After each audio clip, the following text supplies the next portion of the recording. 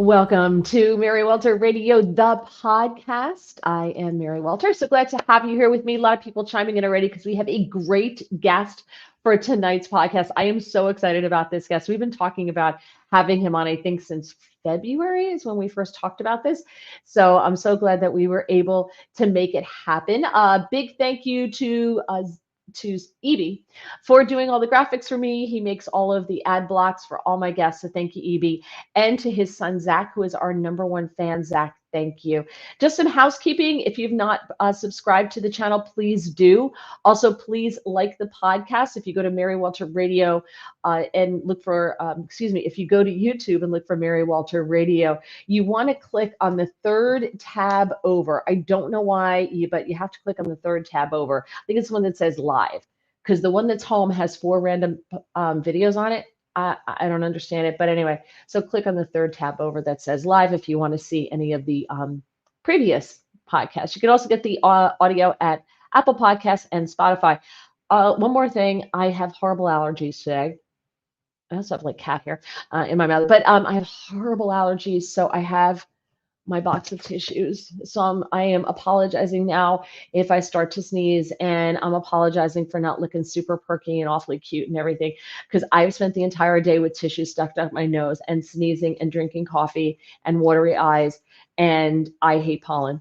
So I apologize for that. So without further ado, our wonderful guest, here he is, Mr. Jim Verdi. He is the author of the Dan Bongino Show Survival Guide.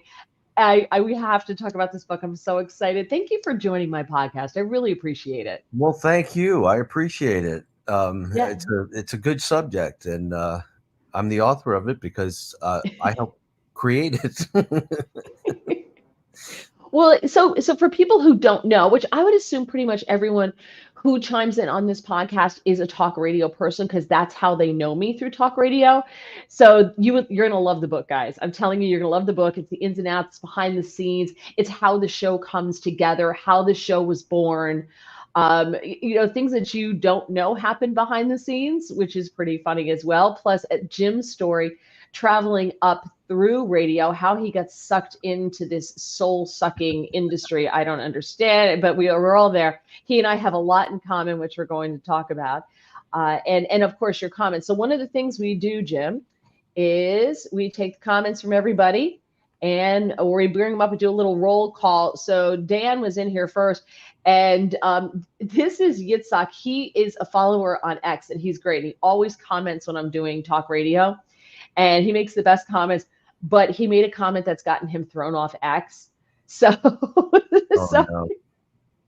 he is on Truth Social, but I can't keep Truth Social and X up when I'm on the air. It's just too much multitasking, too many balls in the air.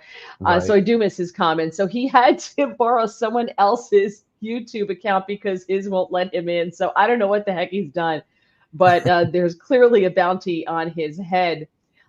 Squeaky says, "What's on your debate bingo card?" He knows because he sent it to me. So we will see. Bill is here as well. Scott is here. Porch View is here. Dan says hello to everybody. Tissues. I have AA postnasal drip. Always have tissues in every room. Oh, he has a postnasal drip. I don't think he means AA. Unless it's alcohol, and is that like AA, like Alcohol Anonymous drip? Do they get nasal drip, post-nasal drip? Not. And pollen is good. We need pollen. I mean, I hate it too, but we need it. We actually planted plants specifically for butterflies and bees, right? Because they're endangered, and so that's what we did.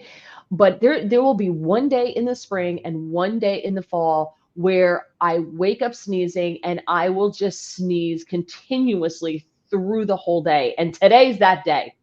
So Same. I think we all go through it. In Texas, it's really bad. The cedar, the mold, it's really bad. Have you ever seen a cedar tree as the wind blows it in the spring? No. Look at those videos on YouTube. You'll just start sneezing just from looking at the video. That bad. Oh no.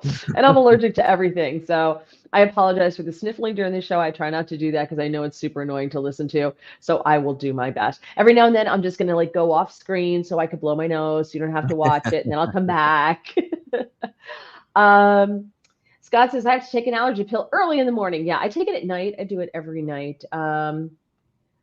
Let's see. He says, love Mine's to Mary. one Allegra a day in the morning.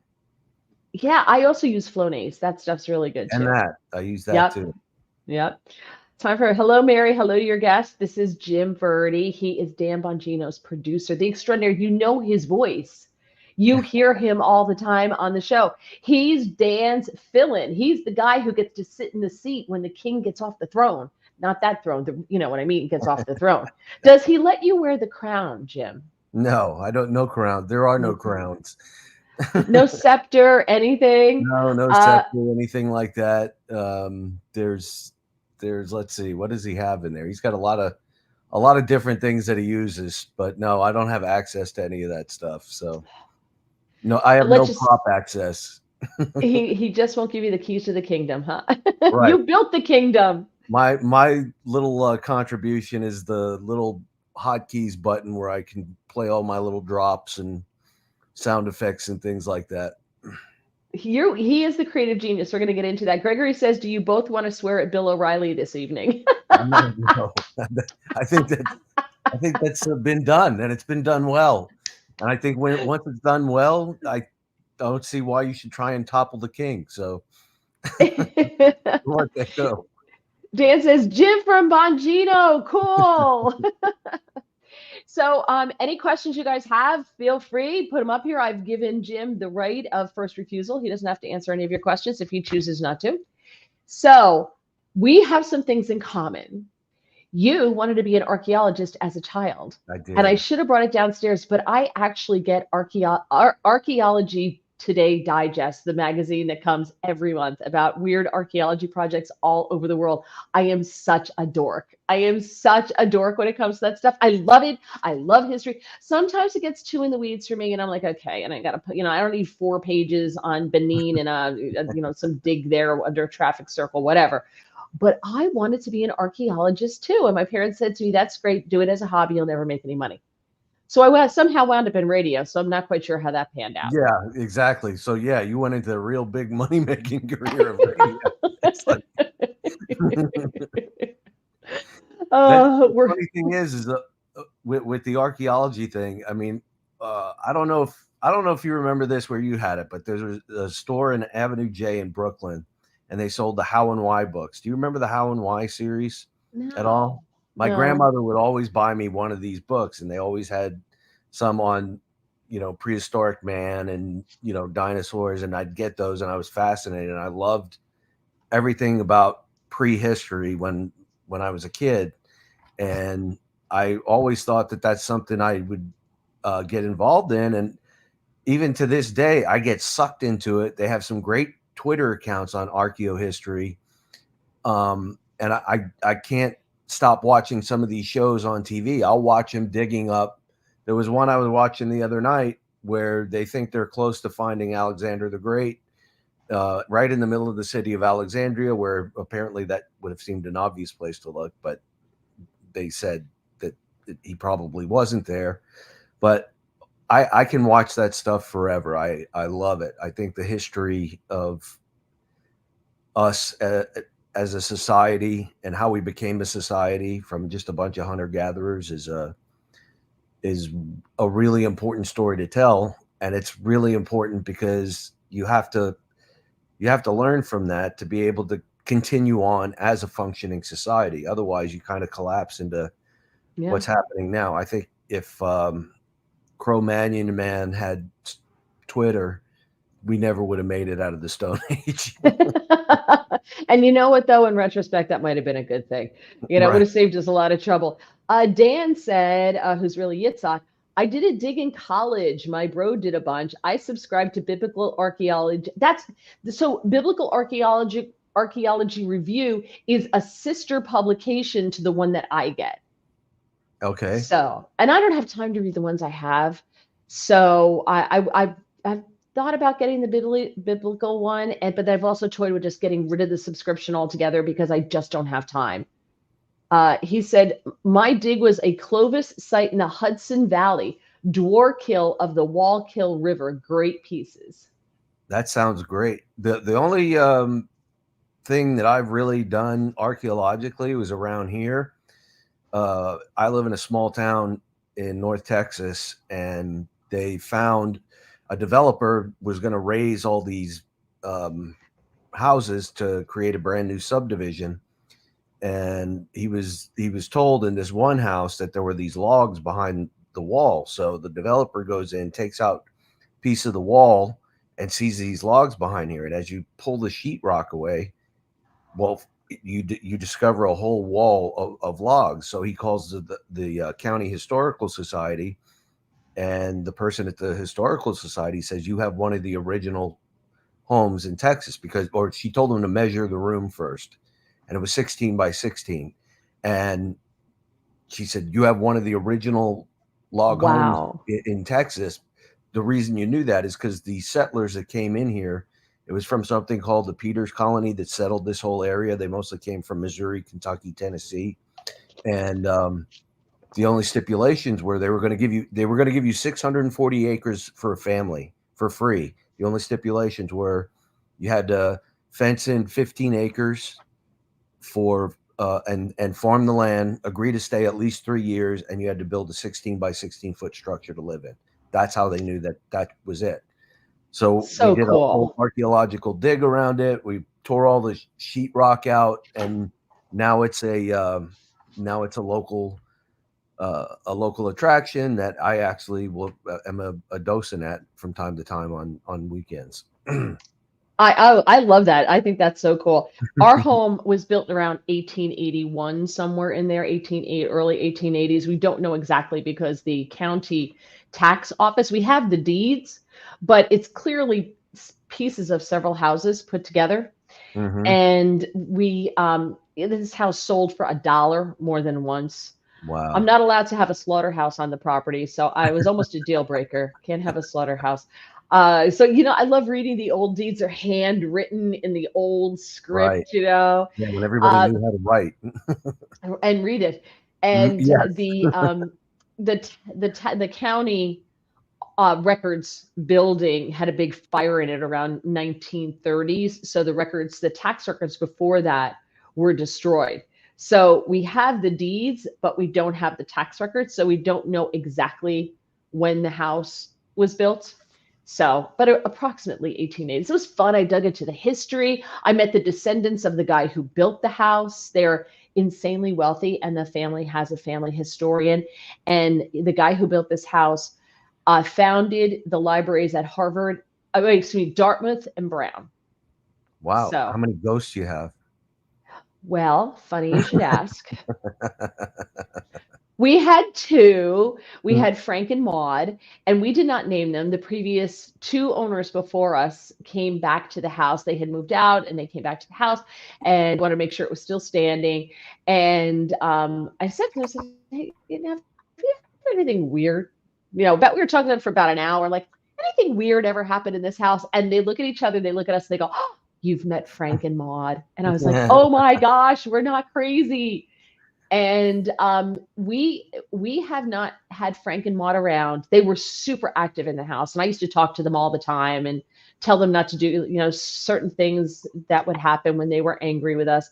And we found fireplaces behind walls, and when we took those walls down, when those fireplaces were found, after that they were gone. Oh, So that's very interesting. it's sad though. I miss them.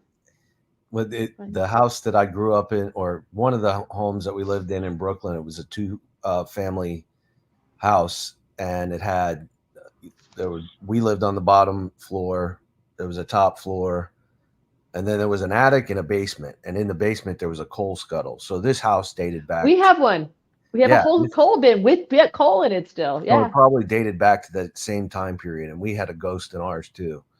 So it's funny. People don't believe in ghosts. Okay, that's fine. I don't know. My experience, I saw one. So I did not see her, but my husband saw a woman in a window that we call the ghost room. And because he thought it was me, and he's like, "You're watching me shovel snow outside. Why don't you come out and help?" I'm like, "What the hell are you talking about?" And then our neighbor who lives behind us years and years ago, gosh, probably 20 years ago, he got up early to fill the baby bottle. He was looking out the back in their backyard and our backyard, and he saw me. He said he told his wife that he saw me. He said, "Did they have a baby? Because I saw Mary in the window holding a baby." Oh my goodness. And she's like, "I don't think so." So we were talking to them, and he's like, "You don't have a baby, do you?" I'm like, "No. Why?" He's like, "I saw a woman in the window holding a baby." And I said, which window was it in this room? I figured the room, same room as my husband. He would not come into our house for a good 10 years, refused, wouldn't come into the house. He was so Wow. sure he saw a woman holding a baby in the window. I'm like, that was probably just Maud. Frank and Maud lived here the longest. So I could go on about the weird things that went flying across rooms and stuff like Mhm. that. And you're just standing there going, okay. And you saw it. And I'm like, oh, all right. Like, you're mad. Don't be Right, mad. We'll figure right, this out. right. So, okay. So a lot of people are interested in the archaeology. So a lot of stuff here because we have a lot to talk about. Let's see. We know he did Biblical Archaeology Review, the Clovis site. Chris Christie. I love that stuff too, but I invariably end up drifting into ancient alien territory. I love Ancient Aliens. I love that show on the History Channel. The guy with the crazy hair, that guy, Right. Mhm. I love that show. I've always been interested in aliens since I was a little kid because my father, when I was a little kid, blew my mind. Tell a little kid that there's a hole when you look at the stars and everything. There could be people living on those stars, and it goes on forever and ever and ever and never ends. And then he blew my mind because he said, this planet that we live in right now, we could just be a drop on a lens in a scientist's lab, and they're studying us. And I'm It's like, are true. they gonna wash it off? Like, It's true. It's funny. Dan always says we're living in a simulation. So yeah, I always like to prod him on that one. It's like, and he's like, "No, man," and then he'll try and make an excuse, and I'm like, "Yeah, okay, all right." But my argument to him was, and he couldn't think of a good um, comeback for it. Was okay if we're living in a simulation, how do you explain dreams? And he's like, "That's a good question. I don't know. Glitch in the matrix. Who knows?" well, maybe dreams are from our previous lives, and we're just remembering them Yeah, before we were put into this matrix. that that could be. But if we're a simulation, are we alive? It's so now we're getting just Now crazy. you're blowing my mind that I'm Even not drunk. I didn't have on my bingo card aliens, living in a simulation, and ghosts tonight. I didn't have I that. know. Now Tax USA says, speaking of archaeology, I've been digging into the origins of the Declaration of Independence. John Locke seems to be the originator of pursuit of happiness and life, liberty, and estate and property. He is, right? John This Locke, is I think true. is. Yes. Yeah. Porch View Farm. I've been following the George Washington cherry find. That was in my magazine this month. You know what they're talking about with the cherries, the George I Washington don't. cherries. Oh yeah, yeah, So yeah. I in did see that. in Mount I did Vernon, see that. yeah. And they said that they still were tasty. I can't believe that they would eat that after all this time. I don't know if they ate them, but they said they were perfectly preserved, and they took the pits and they harvested the pits, and they're doing something with them because they're going to try to regrow the same cherry trees, the same strain That of would be cherry amazing. trees. Wouldn't that be crazy? Yeah, At because least I they're want not trying to to eat do from it. do that with dinosaurs, so I think the cherries will be okay. Yes, I think so too. They can't eat us. Exactly. Well, that as far as we know, but they could kill us. Sal, Central and South America digs are really interesting. Ancient alien sites are excellent. Yes, yes. My Fredericksburg home, 2 minutes from Washington's Childburg home. Awesome and preserved. And looking at Mary's doorknobs and doors, old houses. Yeah. And this whole room is plaster. And unfortunately, I don't think it's going to survive. I think it's cracking, and you can't find anybody to fix old plaster. So I think we're going to have to take it down, which is going to be a disastrous mess. But we'll cross that Mhm. bridge when we get to it. Let's see. Hold on. I have to sneeze. Hang on.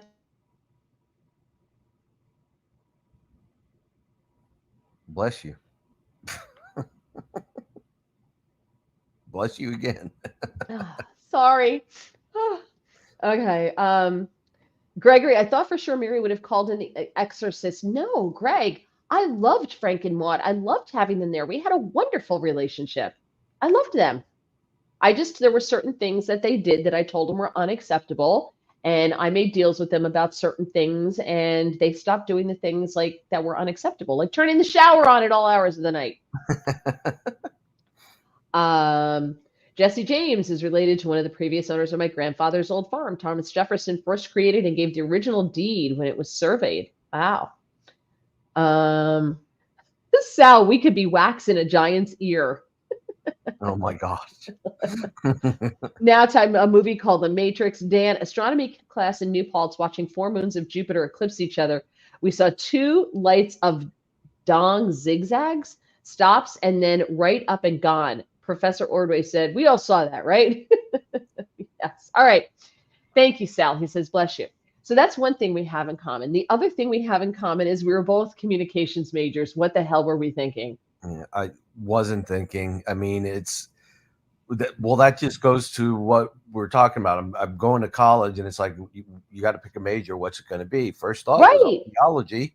And then it's like, no. And so I wanted to get into sports broadcasting. I thought maybe I would be a play-by-play guy for my beloved New York Mets or something one of these days. So I just got into communications, probably thinking to myself that eventually I'd change it and do something else, but I never did.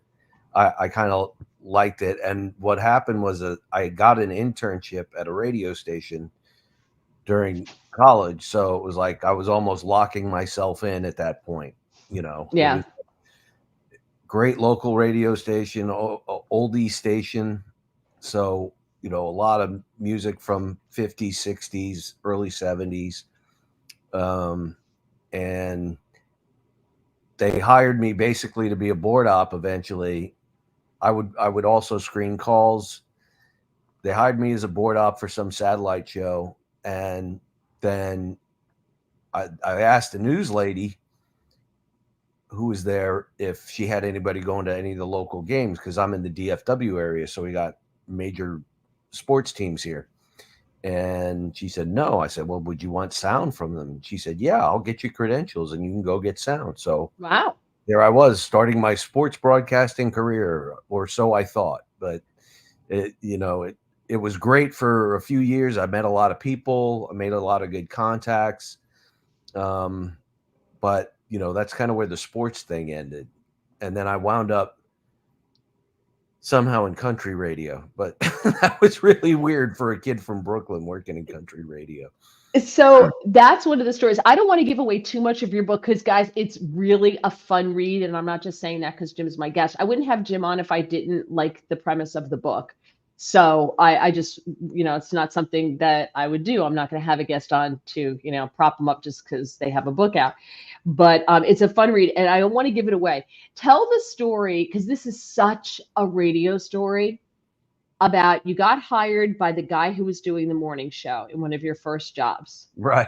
Yes. This is such a radio story. I love this. It was literally my first full-time radio job. He interviews me for the job, asked me how much I want. This is how much I asked for back then. And I thought it was too much of a reach. You're going to really appreciate this. I'm like, how about $19,000 a year?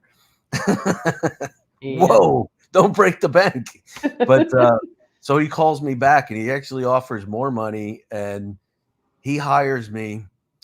And I start to find out things about him, but he seemed fine to me. I mean, he was a good guy, went to his house, met his family, good dude. And he was the program director as well, obviously, and he did the morning show. And for this morning show is a launch of a brand new format called Star 105. And what they were going to do was they were going to bring in celebrities like for the first week or 2 weeks, however long it was, to do the morning show for 3 hours a morning. So they started with Dana Carvey for 3 days. They started with then Joe Piscopo. They had Leslie Nielsen did one, and then Jim Belushi was one of the guys. So Belushi comes in, does a show one day, all good, everything's normal. This is like into week 2 or whatever. And then the next day, show comes around, and I see the security guard coming up, and then Belushi coming around the corner. I'm like, what's going on? Everything okay? Oh, yeah, we're fine. The next thing I know is my program director or the morning guy, he's not there. There's a fill-in morning. I'm like, what is happening here?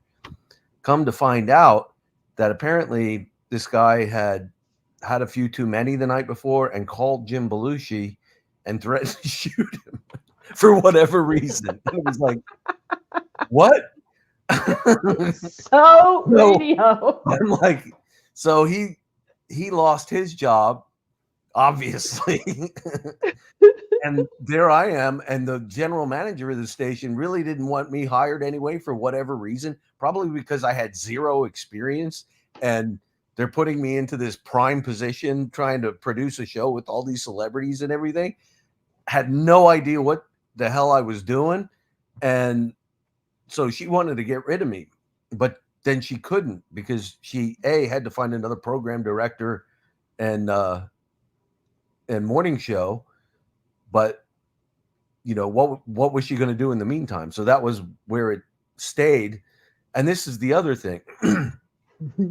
So after they finally hire a morning show, they have me go pick them up at the airport. And apparently they told this morning show that I was the guy they were going to let go. It's like, what? Who does that? But it wound up radio. I showed them around town and everything, made an impression, and they wound up keeping me on until the station was sold. And then that's the first time in radio that I lost my gig. So it's just so classic. The first time I got fired, because you can say this many times if you work already. The first time I got fired, it's true. It's frightening. So the first time I got fired, they told me, 3 weeks before they were doing something with local television, that the local cable, and they had the morning show on TV, like on TV. So you could, on your local cable channel, it was on TV. And then they come to me and they say, hey, we're thinking about putting your show on as well. I said, oh, okay, great. That's fantastic. And they're like, yeah, you get a rating, blah, blah, blah, blah. 3 weeks later, I get my ratings, and we did great. We did fantastic in the ratings. I made my bonus. This is fantastic. 2 days later, they call me in and fired me. I'm like, wait, what? What just happened? How did this happen? 3 weeks ago, we were putting my show on TV. What happened? So I'm stunned. I'm like, what? And so they sent me home, and it was a total crap show, as you can imagine. They're like, well, we're going in a different direction. I was like, because that's what they always tell you. We're going in a different direction. That's my favorite. That's my favorite. Yeah, we're going in a different direction. And so I get home, and it turned into litigation because they wanted me to sign a paper that I was not allowed to speak to anyone about my 5 years of employment with that company ever. So I hired a lawyer. So the lawyer, well, actually a listener who was a lawyer, got in touch with me and said, I'll handle it for pro bono. This is ridiculous. So he goes after them and says, okay, but we'll have to negotiate what 5 years of her life is worth. Right. If you want to buy the 5 years of her life, you can. And then they weren't going to give me my money that I had put away in their pension system. It was a total crap show. Come to find out, our consultant's girlfriend needed a job because she had lost her job. God. That happens too. Yep. And because of the litigation, she didn't get the job. Well, there you go. Karma, that's the way it works. Yep. And they had to send me a check for my ratings afterwards. Good. That happened to me twice, where somebody had to send me a check for my ratings after they fired me. So over on Getter, nevermarrieddating.com says, this is a funny show. Well, we're glad you're here. We've got some other people chiming in as well. So that story there, and I don't want to get, like I said, I don't want to give away too many of your stories because there's some great stories in there, but that just so encapsulated, that was radio in one story. It is run so poorly. I have this theory that most men who work in radio management, the vast majority of them, not all of them, but the vast majority of them were always picked last for dodgeball, and they're wildly insecure, and they so want to be the cool kids, right? They so want to be cool. So they hang out with, like the morning guy, right? Or something like that. And they ride his cool coattails, and they get power and they don't know how to wield it. And it ironically they are ironically the worst communicators, Oliver. They are ironically the worst communicators in a communications industry. Right. It's horrific. Okay. You also talk about someone who you call he who should not be named. Yes. Okay. Now you worked for he who should. That's okay. That's okay. But people can have a fun time guessing who it is. I sure can. Because there are some people in this industry who, if you work in this industry, their reputation precedes them. Yes. And most of the big figures have a reputation. Now, Dan has a reputation, and this is 100% honest. Dan is incredibly loyal. Dan is a good, you would not believe. Yes. And incredibly loyal, super genuinely nice guy. I would never want to cross him, though. No, you wouldn't. No, but everything that you said is 100% true. One of the best, maybe the best person I've ever worked with in the business. It's in his position. Let's put it that way, for sure. Because, I mean, he could be. He's got the clout to be a real jerk or do whatever, and it is like 1,000,000% the opposite. He goes out of his way to help me. He lets me have a lot of leeway on the radio show. Like, there'll be segments, I'll put stuff together. If here's an example. I hear an audio clip and it's not in the show. Dan plans the whole show out. So I hear an audio clip, it's not in the show. And sometimes I'll take that audio clip and I'll marry it with a bumper, and the music and the lyrics to the song usually go along with this audio clip. So I'll put that together, and I will just tell him in the middle of the show, hey, I'm hijacking the show. And he's like, all right, go for it. That's it. And just gets his natural reaction. He never tells me what to do, unless he specifically wants something like, hey, today he asked me to pull a clip of, what was it? It was Joe Biden.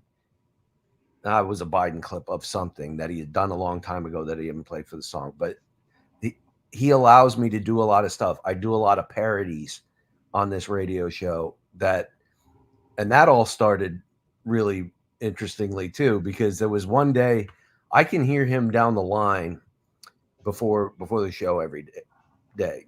So I'm hearing everything that he talking about. And he was talking to the podcast team, because this was when Jen Psaki was big and the media was loving the way she handled the press and saying, oh, she's dropping Psaki bombs. Remember that?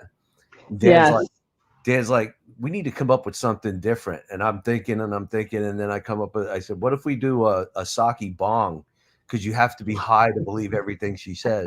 And he's like, oh, I love that. So the next day, I did this whole parody of the Psaki bong and how you can buy one. And, it was a pretty good parody, and he loved it. So from then on, when it hits me, I just put together a bunch of these parodies, and I love doing it. And for someone who works in radio, having a host like that who will allow you to shine is very rare, because dirty little secret, most talk radio show hosts are very insecure because they're not on TV, right? So you're the redheaded stepchild because you're not on TV. So they're most of them are very, very insecure and never want to share the spotlight. So I just love that he shares it with you. I think it's fantastic. Well, I mean, he not only does he not care about sharing the spotlight, there's one thing that matters to him, and that's the cause of the conservative movement and getting the country back to its constitutional principles. That's the main thing that's important to him. He doesn't care who does it or how it gets done, just as long as it gets done. He'll boost anybody. He'll boost a competitor if they're doing the right thing, and then he'll fillet somebody if they're doing the wrong thing. Like, I love when he does that though. Oh my gosh. I sit there going, yes. I'm texting him. He's so funny because I can text him and I try not to bother him at all during the show. But I'll text him. He was going after somebody. I'm texting him like, I love you right now. Go. yeah, I mean, you can't text him during the show because he looks like at everything. Like even during a segment when he's in the middle of talking, he's got his phone here off to the side. And he's looking at the phone and he'll be just distracted. Like Paula will text him something about lunch, and then he just goes into something about lunch, and it's like, it's like almost like the squirrel thing. Well, I don't know how he answers. I would be like, how are you answering? You didn't have to answer during the show. He goes, I'm multitasking. I'm like, Yeah, okay. I don't know how exactly you do right. that. Okay, so there's a lot I want to talk to you about that we've touched on. Dan wants to know if it's Rumpole. Who is that? I don't know. Is that a radio host? I don't know who that is. Rumble? Let's see. Now Text USA says it's Hannity, right? It's got to be No, Hannity. it's not. Uh, I've never met Hannity. oh, But so from nice. everybody that's talked to me about Hannity, he is one of the most genuinely nice people that you could meet. I had the privilege when I was at Fox. I did his show a lot one of the years that I was at Fox before I got old and I aged out of Fox. But I did his show a lot, and he was so nice. I would bring friends, like they'd always let me bring a friend. And I Mhm. had one friend who was so excited to meet him. She was crazy, and I kept telling her in the car, I was just like, "You can't touch him, all right? So you're not allowed to touch him." So Sean's sitting next to me in hair and makeup. I said, Sean, I have a friend here. She loves you. She's gone to your concerts. She was having the Freedom concert at the time. She's gone to your concerts. She loves you. I've told her she's not allowed to touch you, though. Okay, so you don't have to worry about it. She's not going to jump on you, but she's probably going to jump up and down. So he says, "What's her name?" So I tell him, and he just starts screaming from the makeup chair, just throughout the area where hair and makeup is, where she's in the green room, other party. He just starts screaming her name. So she comes back and she walks in, she's like, and he sat on the couch with her. He talked to her. He got every single one of his books and autographed them for her, and he didn't have to do any of that. It just No, just see, such a that's a great guy. sweet guy, really Right. genuinely nice. And he gave me so much advice with my career. I had the opportunity to syndicate a show I was doing. He read over the contract for me. He Wow. was, yeah, he was so That's nice. huge. And yeah, really, really just a really nice, great guy. Sal says if we don't tell the name of he who shall not be named, then how would we know not to mention it? You just don't mention it. Don't. Exactly. I think Hannity almost single-handedly got trumpeted in 2016. Dan has a question for you. How many clips do you pull for the shows? Are there requests by Dan prior to the shows?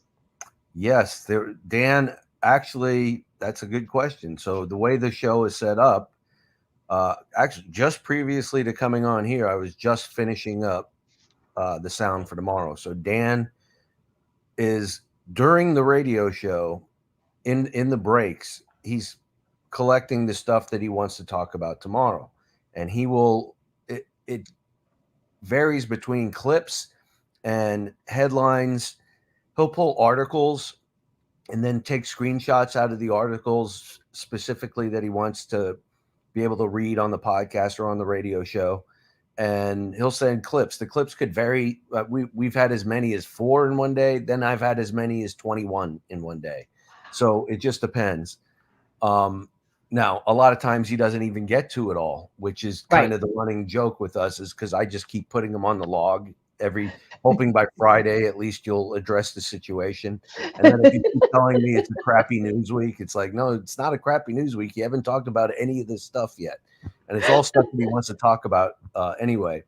Now, everybody on the team, and there's only Well, now the team has grown. It used to be only three of us. Now it's grown to five. But anybody Wow. on the team at any point can submit material to this one email we all share that we can send all our show prep to, and he'll either use it or he won't. It's almost kind of like a competition. We like to see what we can get on the show. Daddy picked me. Daddy Yeah, picked me. exactly. Right. But I know what's in his wheelhouse, and I know what it's gonna turn his screws. So more often than not, if I won't send it unless I think that that's something he's actually going to use. Right. I hope You're that very judicious in your choices. Right. Dan wants to know, what's pre-show planning like? So, I mean, it depends on how pre-show are we talking, like right before the radio show. So before, Dan will wake up in the morning after he sent everything, like I just talked about. He'll call me and he leaves a voicemail with the rundown of the order everything's supposed to go in. Wow. So once that's done, I can put it in order, knowing that he's going to get up at 5, 6 in the morning, go through the news again, add more stuff, and it's going to change. So basically, when he gets into the studio, we call them, we just coined the term, we just call them floaters. What floaters do we have? And he tells us where to place each of them. And then we put a new rundown together. And he's got one for the podcast. The podcast folks do it. The podcast and the radio share the same rundown and the same content. Rarely do they ever match, because stuff is always happening during the podcast. Yeah. That will change either the beginning or a lot of times change the whole thing. So like tomorrow, I guarantee you everything that he sent today, a lot of this stuff he won't get to on the radio show, and maybe not the podcast, because of the Supreme Court rules tomorrow morning on the immunity case. Oh, right. So that's kind of how it works. And the one great thing about, the podcast is great, and he does a great job. He loves the podcast, but he does it, and he does it live. He does it live.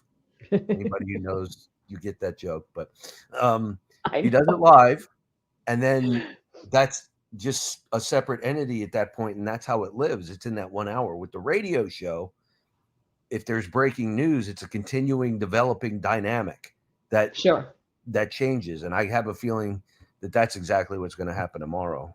There's a lot. This week is going to be a crazy week, a crazy week.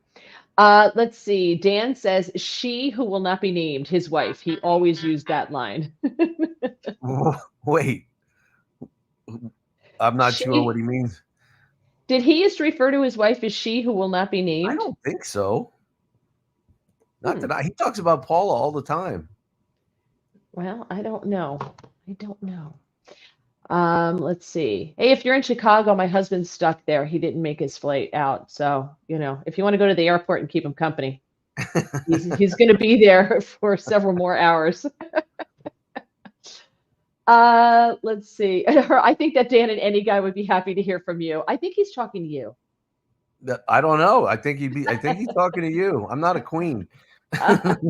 Well, so our friend Zach, that's I jokingly made myself the queen, and now he watches all of the podcasts and the reruns and everything, and so he refers to, I can't change it now because he knows me now as the queen, and that cannot be changed. So that cannot be done. Queen Mary is oh, wants to know, where's the super chat button? Is there a super chat button on this? You mean on YouTube? I don't know. Is there supposed to be a super chat button? I don't know anything about that. Do you? I don't know anything. Nope. Sorry. I don't know. What do you mean that you got aged out of Fox? You're a cover girl, gorgeous. Thank you, Sal. Yeah, I got too old. So, there you go. What'd you get? Once a Woman. Did you ever watch local TV? The guy, it looks like there's a man on there with his granddaughter. Yep. When a woman's age is bigger than her breast size, she's out. True. It's the way it works. Let's go to Getter. Nevermarrieddating.com says Rumble is a video platform like YouTube. Yes, it is. We would love to go on Sean Hannity radio show. Well, I got no connections there. I'm sorry. Yeah. And he said, that's awful being stuck at the airport. I think I still have Sean's. Hold on. Let me see. I don't know if I still have it. It's probably old now anyway. So, because of Sean, that's one of the reasons that Dan was able to do a radio show. He tells an interesting story about that. Or was it Levin? I can't remember which one, but one of them was going on vacation, and Dan just called the producer and said, "Hey, what if it was I Sean in your book? You say Sean. Yeah. What about me filling in?" And they're like, "Okay," and they let him. And that's really how he started doing radio, or a full radio show. He'd always been a guest and was a popular guest. Well, and I can see Dan doing something like that. Mark Levin, he WMAL, my old station in Washington D.C., that fired me when they brought Dan in. Just would like that noted. I had nothing to do with it. I think Dan owns me. I got fired for Howard Stern, so there you go. There you go. Anyway, Mark Levin, that was his home station, so I got to meet Mark on several occasions. We would have station events and everything. He and his wife are such nice people, and Mark has a wicked sense of humor. When he's around people he trusts, when it's just a small group of people, like if it would be like all the on-air people would be in the green room before like an event or something, he's hilarious. He's very funny. Another thing, you may not know that on the very rare occasions when Rich Cementa, Mr. Producer, needs off, they call Jim Verdi to fill in as a producer. So I run Mark's show from Dallas. So wow. I know what you speak of because I have talked to Mark a little behind the scenes. And he was very, very nice to me, like on the air, talking about me filling in and doing a great job. He didn't have to do any of that, Just he's a nice human. All right, I'll tell a Mark Levin story. So we were backstage in the green room for an event we were doing, and Sean Spicer was out there first, and then we all go out and we sit on the stage, and the audience asks questions, right? So I'm back there with Mark Levin and Chris Plant and Larry O'Connor and Vince Colonies, and I'm sitting there, and Sean had given me his phone. He goes, "Here, can you hold this for me while I go out there?" Sure. So I take his phone. So I'm holding Sean Spicer's phone. And we're sitting at the table. I put it on the table, and Mark looks at me and goes, "That's Spicer's phone." And I said, "Yeah." He goes, "Give it to me. Let's send text messages." I don't think that's a really good idea, Mark. And he's like, "That's funny." I thought it was hilarious. Is this an online advice show? Not really, no. But it depends. I mean, the advice isn't worth anything, but sure. I'll feel free to throw it out, and we'll see what we can do. We have no problem with that. Gregory says, "I'm Jim. I'm guessing that you and Dan are not co-located, but are connected electronically." Yes, it's really amazing how the whole show, this whole thing works with technology now. I mean, with radio, Mary, you had to be in a studio that was connected to a transmitter, and the transmitter would send out the signal, and that's the only way you could do a radio show now. So this is how ours works. I'm in Dallas, and Dan is in Florida at his home. I'm connected to Dan in Florida. To be able to get the show to go out nationally to the 400 something radio stations, I have to call Denver and sync up with Denver, and Denver is the one who distributes it nationally through a satellite. So it's like Florida to Dallas to Denver to the local radio stations is how it all works. So technology is just kind of an amazing thing. It's amazing. Yet I have had job offers from stations, and one of the reasons, well, I don't know if it's a real reason why, DC got rid of me is because I didn't want to move back because I'd worked from home for 14 months. And I'm like, I'll come down for like a week, a month or something like that. No, you have to be in studio. I got an offer from a station that Dan is on, and locally they said, "We don't care if you move here. It sounds great." I filled in for them. They heard me filling in for Dan, and they said, "Oh, they contacted me because they had an open spot," and local was fine, but corporate wanted me to move. I'm like, why? And I think it's because they have these studios, they have the real estate that they're renting, so they want bodies in it. So I think Yeah, it's part of radio it, is and they spent a lot of money building out the studio, right. so they figure, we need to put it to use. But in Yeah. all reality, you know, Dan's doing a show out of a Right. big room and part of his house. For Yep. now, actually, he's Right. moving to a big studio that he's building out. So Good for that's gonna him. change. So It's like my living room. We would like to have it back. yes, right, right. It's a mess. We would love to have the living room back. But yeah, but it's to me, radio is always 20 years behind. They talk about technology, they talk about changing, they talk about adapting, and then they don't adapt at all. No, there is no call-in number, JT. Sorry. Oh, there's no call-in number. What do you think this is? I don't make any money here. Come on, kids. So if you want it, you got something, you type it in there. There you go.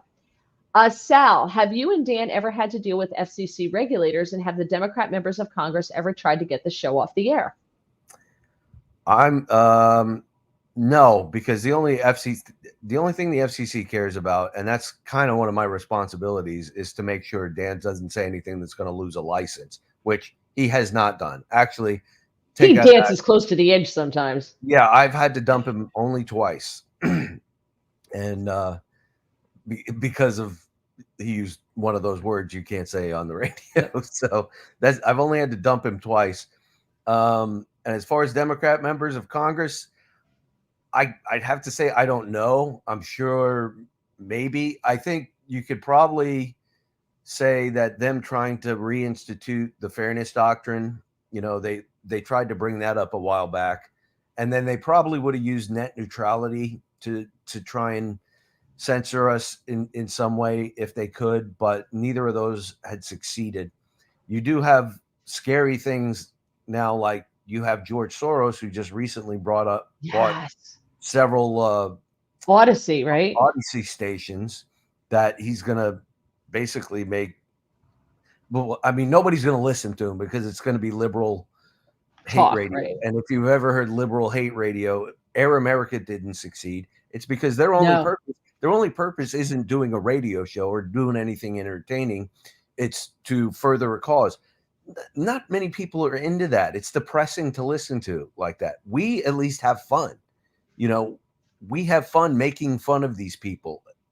I think Dan's got great charisma and great personality, so I'm not worried about it. But there's things like that. Now, if these mega billionaires start to buy up radio stations like that, then that's going to be kind of scary. If they buy radio stations on that we're on, they'll take us off immediately. Right. I'm almost sure, So Yeah. I'd have to say on the second part of your question, no. And not Congress, but there's definitely Democrats who are trying to shut us up for sure. Yeah, interesting. And in the book, we're not going to touch on this because, like I said, I don't want to give away too much of it. There's a lot more behind the scenes stuff.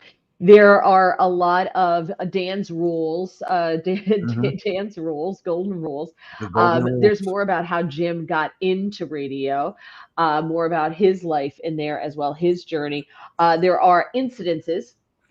And you also talk about something that I don't think a lot of people know about. If you're in the industry, if you probably know about it. At least I knew about it. The COVID vaccine mandates in Cumulus, and Dan fought for people on that. But he also very quietly started a fund with his own money to help people in the industry who lost their jobs because they didn't want to get the vaccine. And I have nothing but mad respect for him for that. And it was Yeah. very quiet, and he didn't sit there and toot his own horn about it. No, he didn't. He didn't talk about it actually at all. And I mean, that's the one thing a lot of people don't understand about him too is you hear him on the radio and you hear this, firebrand, going after people, going after the libs, but he on the inside he is like one of the most sensitive people. He wants to help people. Like we did a book signing in Oklahoma City this past weekend. He was only Right. I supposed to saw be there pictures. 2 hours. He had to go to a wedding, a rehearsal dinner. His member of his family was getting married. Couldn't be late, but he wound up going almost an hour early and then staying another hour and a half later, just because he wanted to get everybody. He didn't want to miss everybody. That's the kind of guy. He's a big teddy. I mean, he'll talk mean and tough and everything like that, but he is a big teddy bear. He just really cares about people. He cares about the country. He'll care about you. If you go see him, if you see him in person, if you were to meet him on the street, treat you like you were friends for a long time. That's just absolutely the kind of person he is. He really cares about these people. He really does. He And really, he's really very does. humble, believe it or not. He's a very humble person. It's funny because when I came up, Mary, about how when you come up with things on the radio, or you've heard people on radio stations, do intros for themselves, and it's just this big grandiose introduction of who they are. I kind of did some kind of grandiose introduction to the show for him. And he's like, no, man, that's not me. And so we both came up with one together, which is the current one we run now, which is, from the NYPD to the Secret Service to behind the microphone. Because he said, he goes, I'm not that guy that wants to, give himself all kinds of glorification. And he's not. Yeah, no, he's not that. Dan says, if we, the Peanut Gallery, post to the show on X or Facebook or other platforms, is it annoying or taken in stride? I try not to break the flow, but I do talk a lot. By posting the show on, this might be for you. Well, we don't post this on Facebook. Well, if it's for me, no, it's fine. Okay, no, net neutrality. He's talking about neutrality. Let's see. Liberal media. Here we go. On liberal media, anti-freedom of speech is public perjury, also known as lying. Greg wants to know, how did you write the book? On a computer, a typewriter, or a yellow legal pad? No, I have a typewriter, believe it or not. There's one in the attic that my wife won't let me get rid of. But no, I used my computer here at home. I just sat at the dining room table and started pounding it out. It's amazing. So the whole reason behind the book was Dan had asked me. We have a lot of stuff in the show. You might be familiar, Mary. We have a lot of stuff in the show that's kind of inside baseball stuff, inside jokes, like the Pantera incident or. Well, so somebody asked about that. What's up with the Pantera incident? I didn't know if everybody would know that. I didn't know if it was too inside. Christy, what's the deal with the Pantera references? So that's exactly it. And that's why we wrote the book, was to be able to put all that information in there so that when we talked about it, you know about it. And when I was putting it together, Dan thought it was going to be like 30 pages or some kind of little pamphlet type deal. And when I sent it to him when I had finished it in the morning, before I sent it to the publisher, because I wanted him to read it to see if there were corrections or anything I needed to make. Also, if it wasn't any good, he's going to tell me it's not any good. Right. So I sent it to him. I don't know why I was up about 6:30 in the morning or so, and I get up and I'm piddling around. It's a Saturday, and it's about 11:30 in the morning, and my phone rings, and it's Dan, and he never calls me on the weekends unless something like major is going on. I'm like, but I thought about it. I'm like, oh, he read the book. I'm like, okay, well, here we go. Let's see what happens. And he's like, Jim. I'm like, yeah, you wrote a book. I'm like, yeah, I wrote a book. You asked me to write a book. He goes, yeah, I know, but you wrote a real book. He goes, it's good. I went, oh, good. We're good.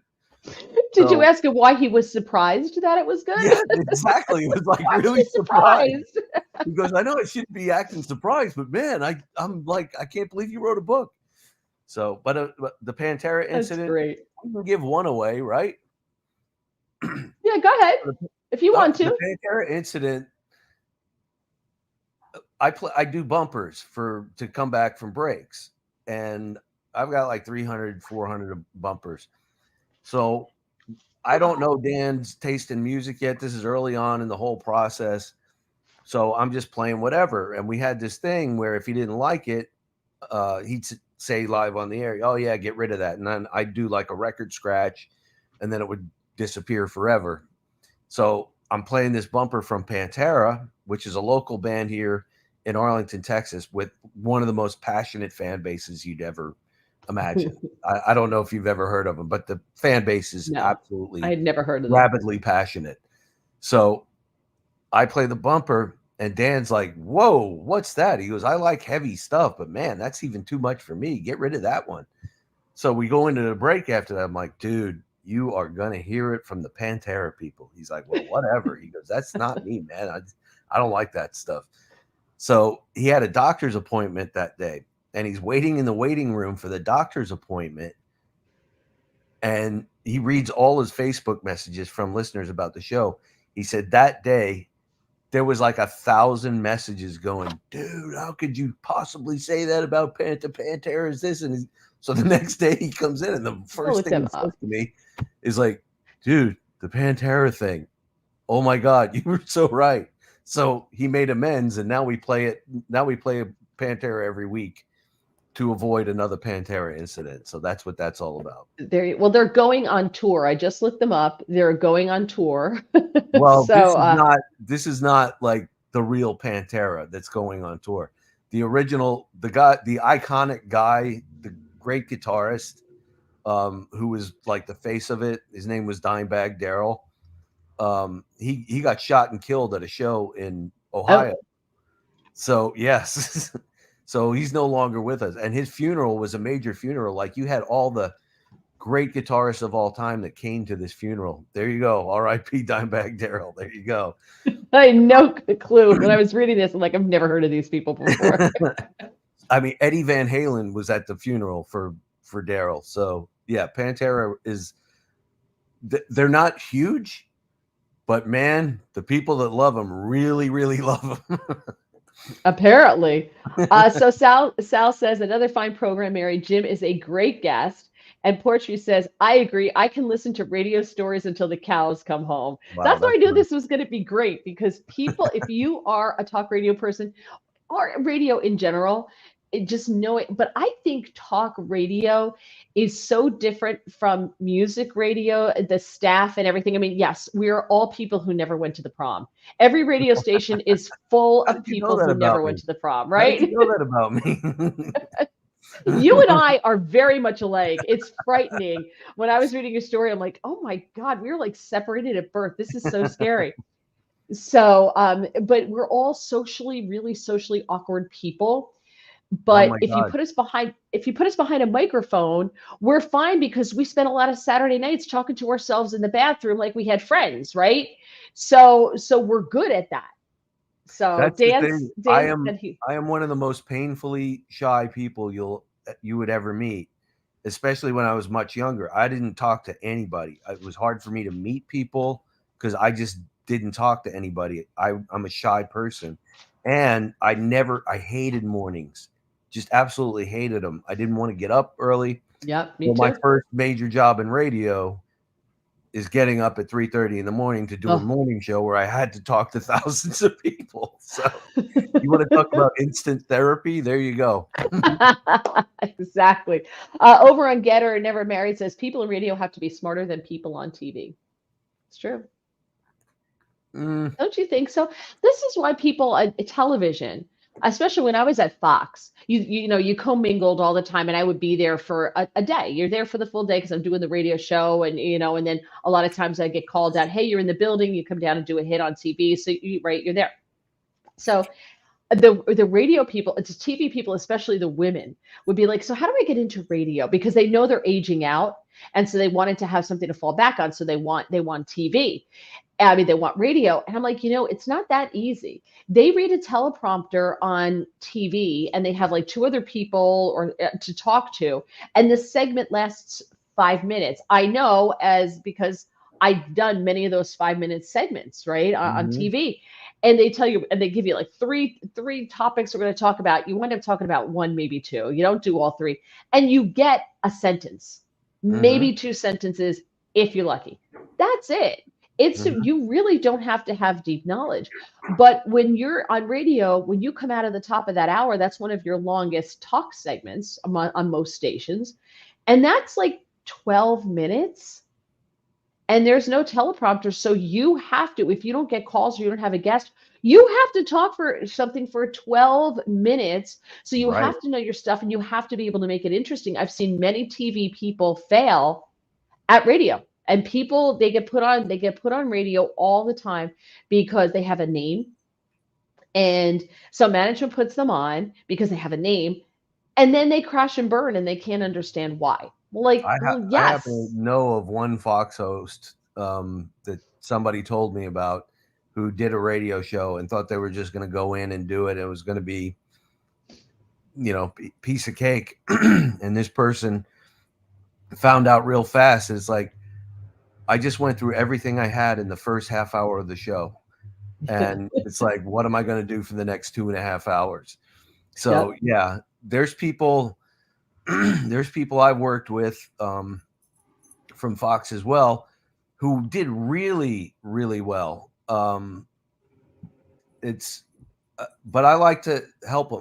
I like being a producer than I do better than I do being able to talk on the radio, because I mean, I can do it. I'm not as good at it as I am at producing a show. The problem with me is in my head, thoughts go much faster than what can come out of my mouth. Right. So it's like, if I have time to think about it and write it down, it's much better. And I got a really nice compliment from a fill-in host who used to fill in for He Who Shall Not Be Named. A guy named Dom Giordano from WPHT in Philadelphia. I And work on PHT all the time. he told I know me, Dom. Dom gave me the biggest compliment I've ever had in my career from anybody. And it was simple words. He said, "You're a really good coach." And coming from him, I mean, this is a massively experienced guy. Yeah. For him to say that to me, that meant the world. So Yeah. I know this is my lane. This is what I'm really good at. And, I'm there to help anybody get through shows. You can have conversations with somebody you may know, Lisa Booth. Yeah. I helped her. I helped her in a lot of ways when she would fill in for us from time to time. And she's one who prepared. She prepared so hard. It was amazing. I'm like, Lisa, you're not going to get through a third of this. This is, but it's one of those things that I like doing, is helping people and Yeah. producing a show. I love coming up with content. I love crafting things. When Dan's actually started now asking me from time to time, he goes, I need a segment. And he won't even say on what, just wants me to put a segment together. So I put a segment together, and so far I've done it a few times, and he's used them, and I think they've done pretty well. But that's a lot of trust for him to put it in my hands. It's something he's never done in the 10 years that he's been doing content for podcasts and radio, is turn it over Yeah. to somebody else. So Very I'm true. privileged. So very quick. Well, here's a show. We're not going to get to this topic, so you can use this tomorrow on the air. I don't know if you can see this. I Um, can't. New York's Fat Beach Day gives the plus size people a space to be themselves. Oh my So God. it's a new thing this summer is Fat Beach Day. And I thought we could discuss that, but we've had so much fun with this, and there are more questions. And I'll let you go. Dan, who's Yitzhak, says talk radio is live, like Curtis Lewa says, live and local. It's real life on air. So not a fan of Curtis Lewa. I am not a fan of someone who goes on the air and trashes me by name. So we'll leave it at that. So I have no respect for him. Let's just say that. I don't have respect for people who are low class. Suze loves Jeffy says, "Oh, you're amazing on radio. Thank you." Now Tax USA, serious question. With all the current events and news stories, do you ever get worried you are in the bubble? What I does don't that know mean exactly though? what it means. I don't know exactly what that means. Yeah, I don't know. I mean, what bubble? That's I don't know. I mean, yeah, if you could expand on that question, because Yeah. I'm not exactly sure how to answer that. Yeah. Here's another one from him. Great show, Mary. You always get up close personal insight of great guests like Jim. I love when I have great guests like Jim. Although I I have can't to be believe you, honest, I'm sorry. I can't believe you think I'm a great guest. I do. I do. I wouldn't have asked you to do this if I didn't think you were. And we have been planning this like the first time I talked to you about this was like February, right? Right. And Yes. it's taken this long because he's out on book tour and he didn't have time to do my podcast. Dan says political bubbles. Do you feel like you're inside a political bubble? No, no, honestly, I don't, because I think what I think, and there is there's people that I can disagree with and have disagreements with, and that's fine. I don't think we need to be to put ourselves in a bubble at all. I don't think I'm in a bubble. I because I will listen to anybody and any other argument, and I know we as conservatives, we since we don't have the media to cover for us, since we will always be attacked, we have to make sure our arguments are sharp. So we have to do more research. We have to bring more receipts. We have to know Yep, exactly what we're talking about, it's because true. if we don't, then our arguments fall apart.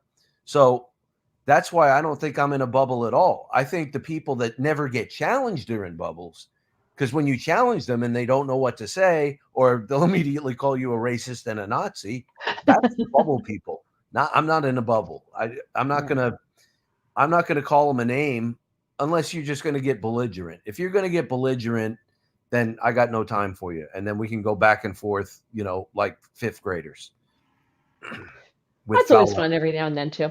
But Yeah, they're way better at name calling than we are. So you can hear Jim when he sits in for Dan, and who sits in with you? Duffy, the Duffy Avita girl, Duffy right? Alfonso. She's one of Dan's new faces. You'll be seeing her a lot. She'll be at the RNC. She'll once the new studio gets up and running, she's going to have her own thing right before Dan's Good. podcast. So yeah, Great. be looking for her. She's very, very talented, unbelievably knowledgeable. Um, at such a young age, it's a thrill being able to work with her. She's so sharp. Good, good. Well, if she's ever out, I'm more than happy to sit in. Uh, Chris Christie says he's still guessing. It's the economy stupid Cajun guy married to a Republican, right? That's who the he who shall Yeah. not be named. I said no, that's No, that's not not who him. it is. That's not who it is. So, all right, the book is the Dan Bongino Show Survival Guide by Jim Verdi. Again, it's a fun read. It's something easy. You don't have to worry about getting lost in the weeds. It's a fun, easy book to read. And if you love radio, you love Dan Bongino, you love Jim, you love the show. You got to meet producer Jim tonight, which is fantastic. See that smiling face. And it's always nice to know that someone's made bad choices in life, like I have. But you have wound up in an incredible spot. It's a true blessing where your career has led you to get to work with. There are not a lot of nice people in this industry. There's a lot of Mhm. snakes and sharks in this industry because there's a lot of very insecure people in this industry. And you're very blessed to have teamed up with one of the good guys. And I'm not kissing Dan's butt. I just truly believe that he's one of the good guys. No, And I you're have nothing you're not to wrong believe about any anything you otherwise. said. Yeah. He's Everything just you said he's is dead on accurate. Yeah. And that's just my personal experience. I honestly, have I ever heard anybody? I don't think I've heard anyone say anything bad about them, or maybe people know not to say anything to me bad about him, you know? So that may be why, because I would defend him. And I don't play the eighth grade game. So like you said, we're not in eighth grade. So Right. everybody's saying, Porch View Farm says, I think we are as individuals more open to change our minds if we need to reevaluate. Gregory, I've added the Dan Bongino Show Survival Guide to my want to read shelf on Goodreads. Thank you, That's Gregory. fantastic. I think you'll like Thank you to everyone saying thanks so much for the show. It was great. And yes, Ron says, hit the like button, people. Ron, I'm so sorry. We didn't get to the drinking game for debates, but I will be in for Todd Starnes noon to 3. So watch out, Dan There's Bongino. a drinking On game. yes, on Thursday. See, now you don't know about it. A Yeah. friend of his put in a bingo, a bingo card to watch put it into ChatGPT, and they came out with a bingo card to watch the debates, and it's a drinking game, and you see who gets bingo first. So I will be in for Todd Starnes on the Todd Starnes Radio Network, noon to 3 on Thursday, up against Dan Bongino. Um, so tell Dan to try to not be so good for me. I would appreciate that. That would be great. So we'll do that then, and then on Monday I'm on Newsmax between 4:30 and 5 o'clock on the Chris Salcedo Show, and then next Tuesday we're back here. So fantastic! Thank you, Jim, for joining me. I appreciate it very, very much. You are wonderful, and please give Dan all the best from all of us here, and maybe one day we'll get him on the podcast. So Maybe. I don't. It's on like my wish list, but I get it. He's very He is busy. so I tough to understand. nail down. Yeah. The man works Well, more than anybody I've ever seen in my life. he really does. He really, really does. So thank you to everybody also over on Getter and on YouTube. Have a wonderful evening. And thank you so much, Jim. Take care. Thank you. Bye.